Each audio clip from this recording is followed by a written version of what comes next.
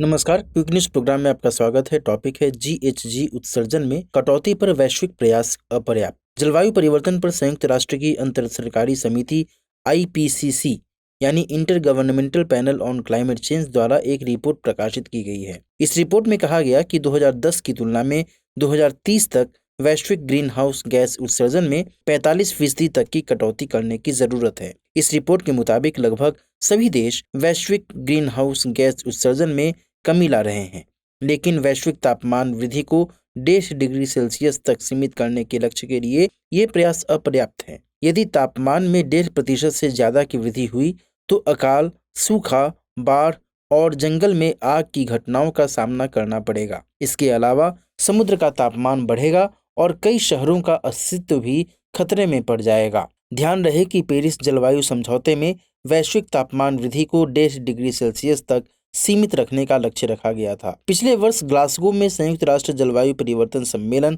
COP26 में 193 देशों ने अपनी जलवायु योजनाओं पर फिर से विचार करने और उन्हें मजबूत करने के लिए सहमति दी थी, परंतु इन 193 देशों में से केवल 24 देशों ने कटौती हेतु नवीन योजना सौंपी थी। कटौती हेतु नवीन योजना प्रस्तुत करने वाले देशों में भारत भी शामिल है। इस रिपोर्ट का महत्व इसलिए भी बढ़ जाता है क्योंकि नवंबर में मिस्र के शर्म अल शेख में COP27 यानी कॉन्फ्रेंस ऑफ पार्टीज की 27वीं बैठक जलवायु शिखर सम्मेलन के तौर पर आयोजित की जाएगी। वैश्विक तापमान में वृद्धि के लिए 3 मुख्य ग्रीन हाउस गैस जिम्मेदार माने जाते हैं, जो कार्बन डाइऑक्साइड, मीथेन और नाइट्रस ऑक्साइड हैं। इन सभी ग्रीन हाउस गैसों में वृद्धि बताती है कि वैश्विक स्तर पर किए जा रहे प्रयास सही दिशा में सही गति के साथ नहीं बढ़ रहे हैं।